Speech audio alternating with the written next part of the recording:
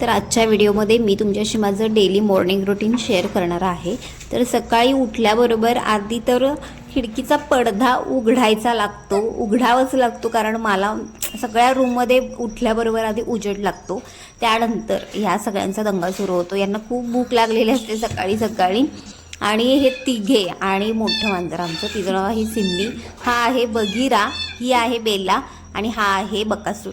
ठीक आहे, तर थोडं दूध आणि थोडं पाणी गरम करून यांना घातलं। फक्त दूध घातलं ना तर पचायला थोडंसं जड जातं, त्यामुळे दूध आणि पाणी मिक्स करून यांना मी घालते। डायरेक्ट प्लेटमध्ये जाऊन यांचं खाणं सुरू आहे, तुम्ही बघू शकताय। आणि थोडी मी पेडिग्रीसुद्धा घातलेली होती। आता त्यांची पेटपूजा करून इथे मी माझ्या कामाला लागलेले होते। तर आंघोळ घ्यायच्या आधीच पाणी मी तापत ठेवलं होतं आणि इथे आता मी अंथरूण काढून घेते आहे। तर सकाळी उठल्याबरोबर खूप जास्त गडबड असते। आता तर निलेश नाही आहेत, माझ्या एकटीचं जे काय आहे ते जेवण, आणि आज निलेश येतील संध्याकाळपर्यंत।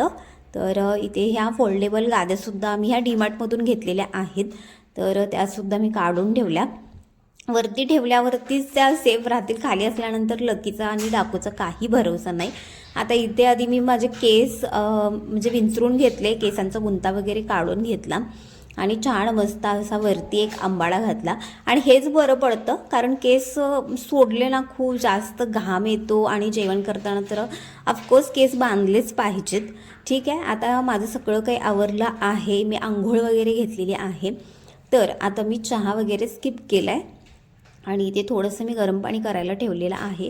तर आता मी सुरू केलं आहे की सकाळी सकाळी उठल्याबरोबर कोमट पाणी, 1 चमचा मध आणि अर्धा लिंबूचा रस, तर हे घेतल्यानंतर खरंच पोट एकदम क्लिअर साफ होतं।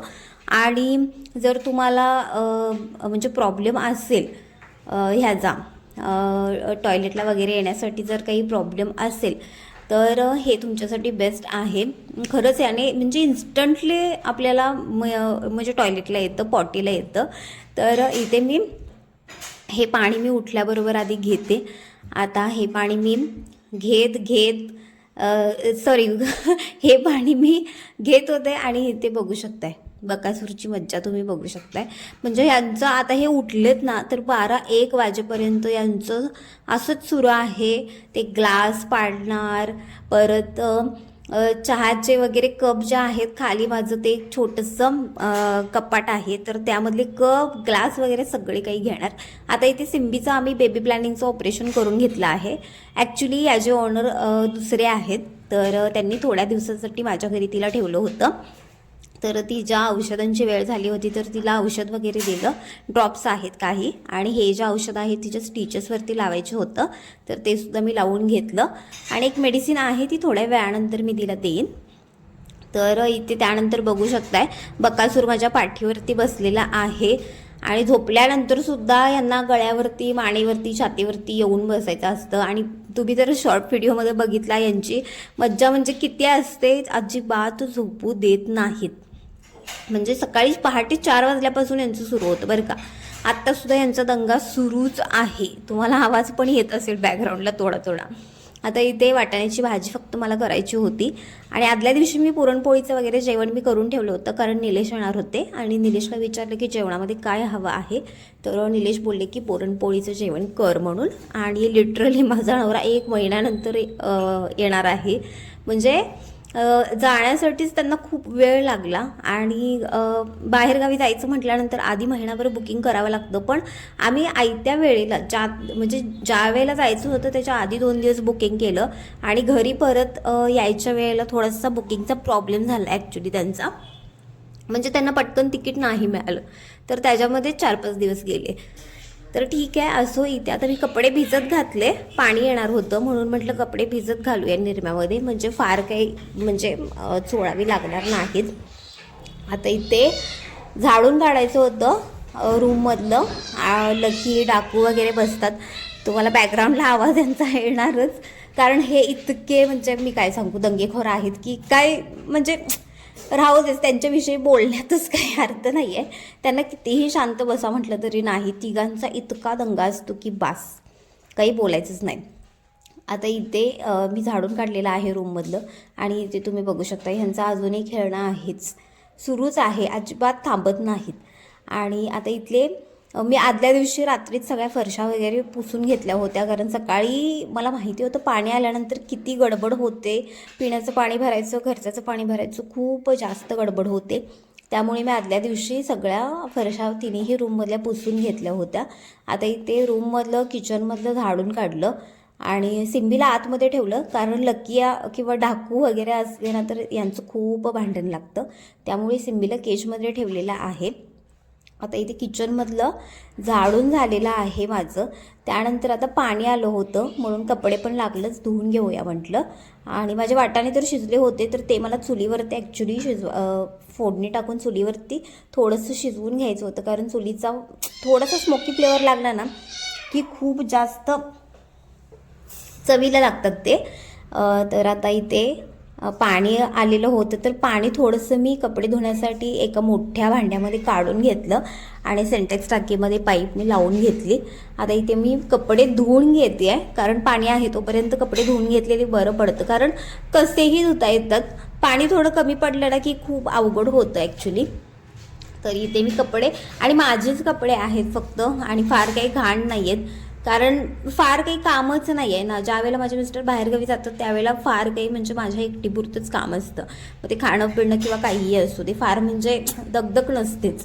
तर इथे कपडे धुवून झालेले होते, पिळून घेतले आणि सुकत घातले. आणि इथे तुम्ही बघू शकता बगीरा, ॲक्च्युली बगीरा उर्फ भैरव असं नाव आहे त्याचं. आणि मला आता प्यायचं पाणीसुद्धा भरायचं होतं. सिंटेक्स टाकीमध्ये अर्धे आली होती टाकी, आणि 4 दिवसानंतर आमच्याकडे पाणी आलं होतं. माझ्यामध्ये इलेक्शन कधी होते 7 तारखेला, तर त्यानंतर आत्ता आमच्याकडे पाणी आलेलं आहे. म्हणजे तुम्ही विचार करू शकताय. सॉरी, त्यानंतर आणखीन एकदा आलं होतं आणि त्यानंतर आत्ता एकदा पाणी आलेलं आहे. तर गावाकडे पाण्याची हीच बोंब असते, म्हणजे 4 दिवसातून, 8 दिवसातून, 10 दिवसातून, आणि पावसाळ्यात तरी किंवा कडक उन्हाळ्यामध्ये तरी 15-15 दिवस, महिनाभर पाणी येतच नाही. तर असतो. आता इथे पिण्याचं पाणी मला भरायचं होतं. एक गंज मी ऑलरेडी भरून ठेवलेला होता, गेल्या वेळेला पाणी आलं होतं त्यावेळेला. आता त्यानंतर आत्ता मी भरून ठेवते, कारण आता निलेश पण येणार, त्यामुळे त्यांचं टिफिन वगैरे म्हणजे सगळ्याच गोष्टी, तर त्यासाठी पाणी तर लागणारच. तर इथे तुम्ही बघू शकताय, हा छोटा गंज मी घासून पाणी भरून ठेवलेलं होतं, आणि तुरटी फिरवावी लागते तरच पाणी निथळतं, नाहीतर पाणी हे असंच असतं. पावसाळ्यामध्ये तर लिटरली चहा कोणता आणि पाणी कोणतं हेही तुम्हाला ओळखू येणार नाही, इतकं घाण पाणी येतं. आता त्यानंतर सगळा किचन ओटा मी स्वच्छ धुवून घेतला, आणि मी जेवण तर आधीच थोडंफार केलं होतं. आता मला वाटाणेसुद्धा फोडणी टाकायचे होते, आणि पाणी आहे तोपर्यंतच मी सगळं काही जे काही जिथे पाण्याचा वापर होईल तिथे मी पाण्याचा म्हणजे धूड वगैरे सगळ्या गोष्टी व्यवस्थित घेतल्या, कारण नंतर खूप जास्त पाणी लागणार होतं, आणि मला पाणी खूप लागतं म्हणजे लिटरली जिथे एका बादलीची गरज आहे तिथे मी 4-4 बादल्या पाणी हे करते. आता पाणी गेल्यानंतर थोडंसं मी चहा घेतला, आणि खूप दिवसानंतर, माझ्यामध्ये 15 ते 20 दिवसानंतर मी चहा घेतला थोडासा. आणि चहा आणि पुरणपोळी मी आदल्या दिवशी रात्री करून ठेवलं होतं. पुरणपोळीचं जेवण मी तुम्हाला बोलले होते. तर इथे पुरणपोळी आणि चहा मी घेतला. लकीसुद्धा आली, लकीला पुरणपोळी खूप आवडते, खूप जास्त आवडते, तर तिलासुद्धा मी अर्धी पुरणपोळी टाकली. आता इथे मला वाटाणे फोडणी टाकायचे होते. तर हे सगळे काही मसाले आहेत, मग त्यामध्ये गरम मसाला, धणे जिरे पावडर, लाल तिखट, काळा मसाला, पावभाजी मसाला आहे, परत आणखीन कोणता तरी एक मसाला होता तो सुद्धा आहे.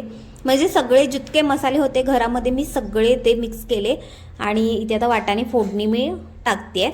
आणि हा माझा ऑलरेडी मसाला, जो की आपले तीळ, जिरे, कोथिंबीर, लसूण वगैरे हे सगळं असतं ना, खोबरं वगैरे, तर त्याचा मसाला आहे, आणि हा माझा तयारच असतो. तर हे वाटाणेसुद्धा निलेशला हवे होते, तर म्हणजे सगळा स्वयंपाक आज त्यांच्या आवडीचा होता. आणि जे मी मगाशी तुम्हाला भांड्यातलं दाखवलं ती कोथिंबीर वडी ॲक्च्युली करायची होती मला, आणि बॅलन्स थोडंसं चव बॅलन्स होण्यासाठी ॲक्च्युली ह्यामध्ये मी थोडीशी साखर घातली. आणि आता हे मी चुलीवरती शिजवायला ठेवलेलं आहे. आणि चुलीवरचे वाटाणेच चुलीवरचं सगळाच स्वयंपाक मस्त, म्हणजे चवीला एक नंबर लागतो. आणि ही आहे बारकी गाडी. आम्ही याला बारकी गाडी म्हणतो, कारण हे प्रत्येक गाडीच्या पाठीमागे लागतं, आणि ह्याचं नाव बारक्या होतं, तर आम्ही याचं नाव बारक्या गाडी म्हणजे बारकी गाडी असं नाव पाडलेलं आहे. आता यालासुद्धा खायला घातलेलं होतं, आणि हे थोडं घाबरत होतं खायला येण्यासाठी, कारण फर्स्ट टाईम आमच्या घरी आलं होतं त्यामुळे. त्यानंतर इथे तुम्ही वाटाणे बघू शकताय, त्याचा इतका भारी वास येत होता की कधी खाईन असं झालेलं. तर आजचं रुटीन जे होतं ते कसं वाटलं मला कमेंट करून नक्की सांगा. खूप दिवसानंतर, लिटरली 2 महिन्यानंतर मी पुन्हा मॉर्निंग रुटीन बनवलेलं आहे. तर कसं वाटलं कमेंटमध्ये नक्की सांगा. भेटूया नेक्स्ट व्हिडिओमध्ये. आणि हे सगळं पुरणपोळी आहे, कटाची आमटी आहे, राईस केलेला होता आणि कणिकसुद्धा थोडीशी आहे. निलेश आल्यानंतर त्याच्या चपात्या आणि भाकरीसुद्धा करणार. तर भेटूया नेक्स्ट व्हिडिओमध्ये. तोपर्यंत बाय.